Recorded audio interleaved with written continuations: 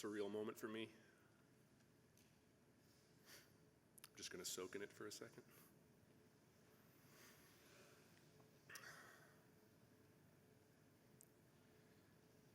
Thank you all for coming. Every person in here, thank you. This is a beautiful sight to me and to my family, both because we can feel your love and support, and also because this is what my dad saw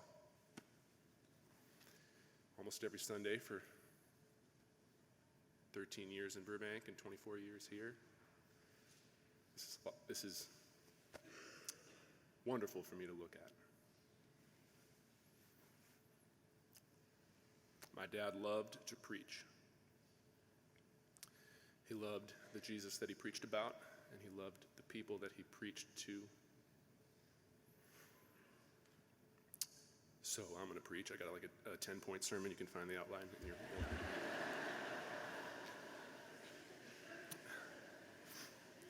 No, I want to share a couple of experiences with you. Just experiences that I had with my dad, like my sister, to give you a little bit of a look at who I saw him to be, my perspective of my father. These are stories, experiences. Here's the first one, okay? Picture this. I'm in 9th grade. I've been playing drums for a couple years, feeling good about that, but not really feeling secure about anything else in life, like a 9th grader. And I'm at a band concert, school band concert. I'm wearing a tux that is too big for me and, awkward. And there was a tune that had like a drum feature. And I was hoping that it would go well, And I did it. It's like the biggest audience of my life to that point. It went well, and the song ended, and that silence between the last note of the music and the applause is pierced by, "Way to go, Stevie boy!"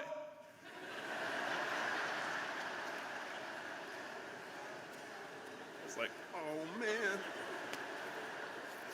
Like the other kids in the band are looking at me and chuckling and stuff. Certainly felt a little bit of embarrassment there, but that was my dad that yelled at. Nobody else's dad did. And that became a thing. Like my friends knew that if my dad was at a gig, he was going to yell and you were going to hear it.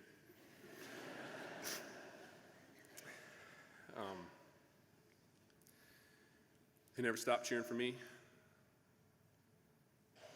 I even remember, I'm glad you left the drums out, by the way. I remember playing here on a Sunday morning, and the song ends, and he says, "Nice work, son," from really loud. I was like, "Dad, this is church. You can't cheer. You're not supposed to cheer for me here, Dad." But he always did. I want to tell you that that's the kind of father he was to me. It's a big deal. It's a big deal. I'll tell you briefly about the term PK. If you're not familiar, that means preacher's kid, pastor's kid. And I'm sure many of you in here know firsthand what that's like. If your dad was a pastor, we looked at each other, fellow PKers. There was a little bit of an eye roll in it. Like, you're a PK, me too, yeah. That's the pressure of maybe being in the public eye, especially with a church this large. Parents are definitely super strict compared to other kids' parents. And the pressures of that job, they spill over into the family in so many instances. Then there's the way the church, the people outside the church, look at the pastor's kid. That's a person who's probably rebellious in the mind of a lot of folks outside the church. The pastor's kid is maybe getting an inside look at the walk instead of just the talk. So I grew up with a very clear understanding that pastor's kid was a thing. It wasn't necessarily good, and I'm just so happy to tell you that I loved it. I loved it. my dad was so wise. He was so generous, and everybody was so impacted by him all the time. And I watched that from the front lines, front row seat, watching my dad do that, and that was just such a blessing to me. I loved being a pastor's kid.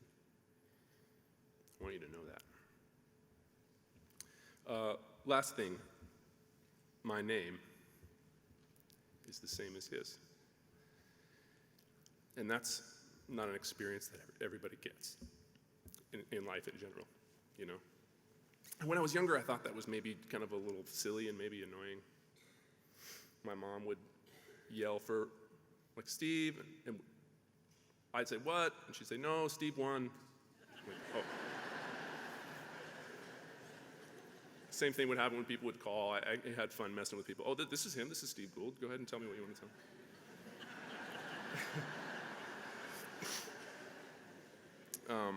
And then as I got older,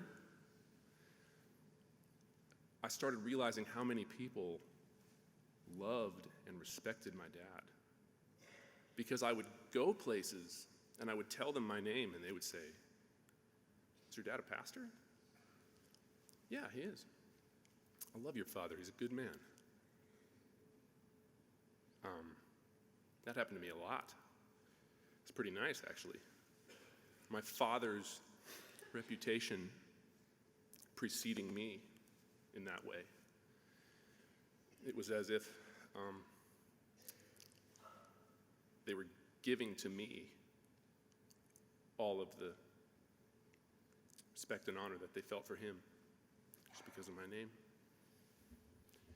And that's the gospel. The name of Jesus is power, and the name of Jesus is righteousness, and the name of Jesus is effective in forgiveness of sins, and the name of Jesus is available. Anyone who calls on the name of Jesus will be saved.